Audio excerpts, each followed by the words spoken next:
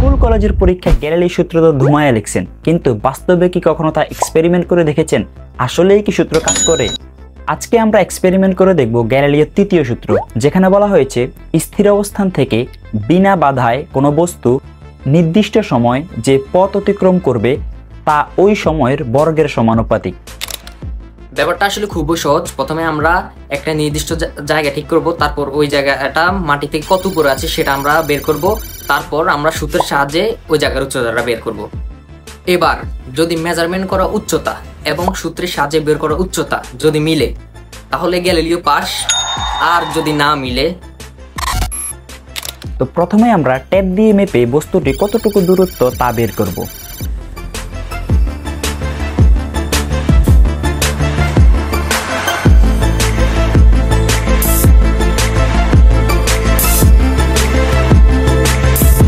Tap দিয়ে মাপার পর দূরত্ব পেলাম এত।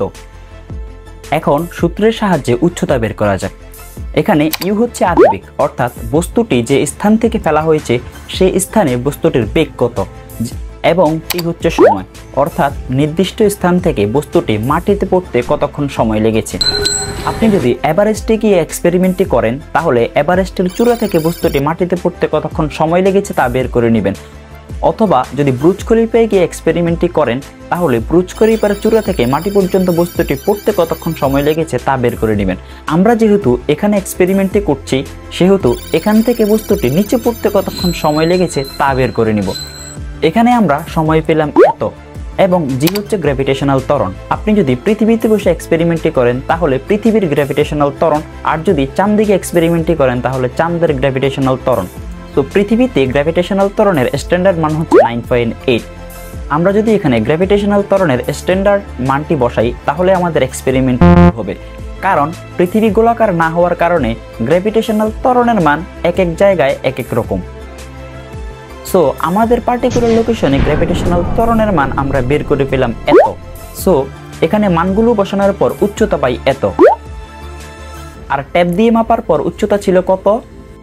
হ্যাঁ, ট্যাপ দিয়ে মাপার পর উচ্চতা পেলাম এত। হ্যাঁ, মিলল না কেন? তাহলে কি গ্যালিলিও পরীক্ষায় ফেল? কিন্তু এখানে আহামরি ব্যামিলত হয় নাই। এখানে দুইটা ভুল হতে পারে।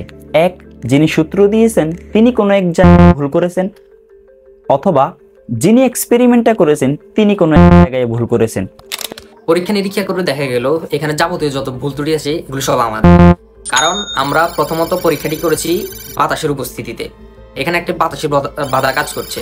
দ্বিতীয়ত আমরা একটা খোলা জায়গাতে করেছি যার ফলে বাতাসের বাধাটিও বেশি ছিল, কিন্তু সূত্রে আমাদের বলা আছে স্থির অবস্থান থেকে বিনা বাধায় কোনো পরন্ত বস্তু নির্দিষ্ট সময় যে দূরত্ব অতিক্রম করে তা ওই সময়ের বর্গের সমানুপাতিক। এখানে একটা কথা আছে যে বিনা বাধায়, কিন্তু আমরা পরীক্ষাটি করেছি বাতাসের বাধা থাকা অবস্থায়।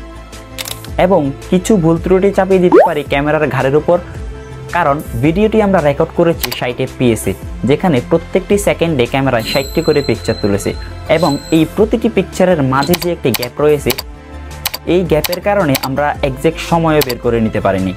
আরেকটি ভুল হতে পারে গ্র্যাভিটেশনাল ত্বরণের কারণে, কারণ আমরা আমাদের লোকেশনে গ্র্যাভিটেশনাল ত্বরণের মান দিয়েছি 9.75। এখানে গ্র্যাভিটেশনাল ত্বরণ দুইভাবে কাজ করতেছে। এক হচ্ছে বস্তুটি উপর থেকে পড়ার সময় ডিরেক্ট গ্র্যাভিটেশনাল ত্বরণ কাজ করতেছে, আরেক হচ্ছে পৃথিবী যেহেতু ঘুরতেছে সেই ঘূর্ণনের কারণে কৌণিক একটি গ্র্যাভিটেশনাল ত্বরণের মান এখানে কাজ করছে, যেই মানটি আমরা এখানে বসাই নেই।